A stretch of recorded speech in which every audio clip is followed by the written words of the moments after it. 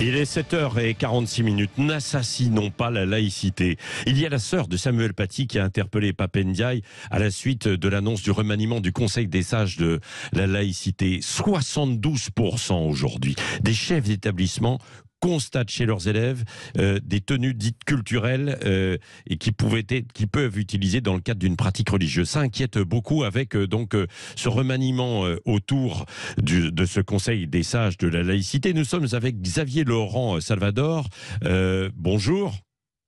Bonjour. Vous êtes agrégé de lettres et maître de conférence à Paris 13. Vous avez publié une tribune où vous parlez de déconstruction, déconstruction du Conseil des sages de la laïcité et de wokisation aussi de l'organisme. Pourquoi ces termes et pourquoi déconstruction ? Le Conseil des sages est une institution qui était une institution de référence qui répondait très concrètement à des problèmes qui peuvent se poser dans l'institution scolaire. Donc on assiste à une déconstruction en deux temps. D'un côté, une construction administrative, puisque c'était un organisme qui avait pour mission de répondre aux interrogations du terrain. Et aujourd'hui, on assiste à une caporalisation du Conseil des sages, puisque désormais, il faut absolument que le Conseil des sages ne réponde qu'à la saisine du ministre ou éventuellement du recteur. Imagine-t-on le recteur se soucier des problèmes d'un collège de sa circonscription pour l'accueil des enfants pendant la cantine. Bref, on rend les choses impossibles et on coupe l'institution de son public. Et puis une déconstruction sans doute de ce qu'est l'essence même de la laïcité, puisqu'on voit qu'on demande en réalité aujourd'hui au Conseil des sages de répondre à des injonctions qui sont moins juridiques.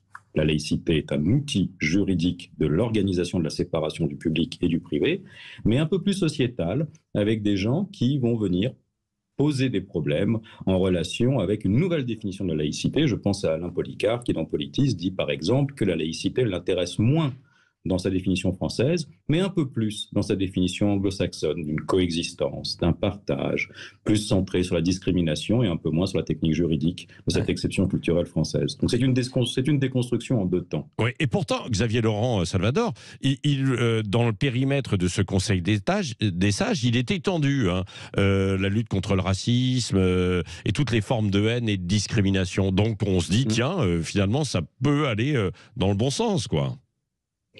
C'est-à-dire, je ne sais pas si ça va dans le bon sens, je ne sais pas si l'élargissement d'une compétence est forcément un progrès. Ouais. Il existe des cellules, notamment rattachées à l'Élysée, qui ont pour but de lutter contre la discrimination ou contre le racisme.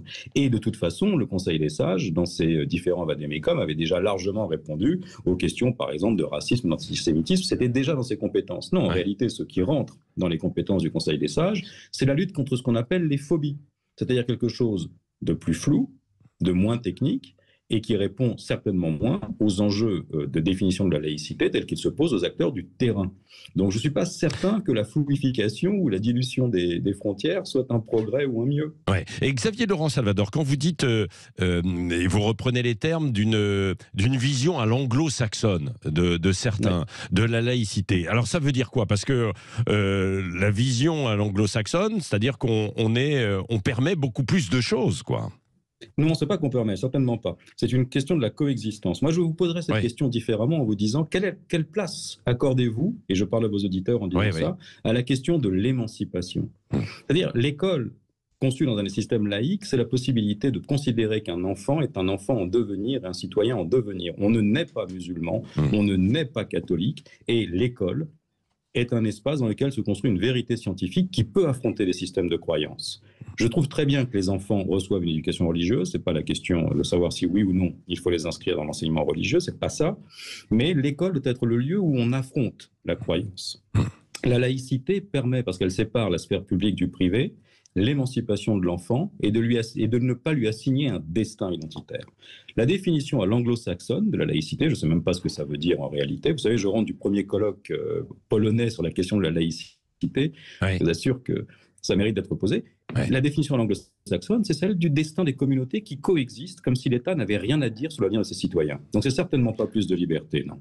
Ouais. Non mais quand je dis en fait, et quand vous dites coexistence, ce sera ma dernière question, est-ce que ça veut dire que pour l'instant il y a quand même un tabou, le voile, les tenues religieuses sont normalement interdites, sauf qu'aujourd'hui certains élèves viennent avec des tenues qui sont quasiment religieuses et puis les replient, les déploient ou pas. Demain il y a, et c'est ce que disent des chefs d'établissement, donc il y a un risque.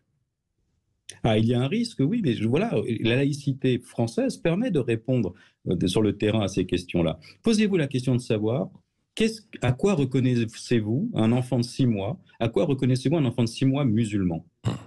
Si vous ne savez pas répondre à cette question, c'est justement parce que vous ouvrez la porte à l'émancipation.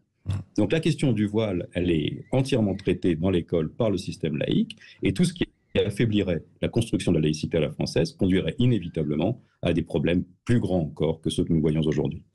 Oui, bon, ben voilà autant de questions sur lesquelles il faudra travailler et méditer. Merci Xavier Laurent Salvador, donc agrégé de lettres et maître de conférence à Paris 13, d'être intervenu ce matin en direct sur Sud Radio.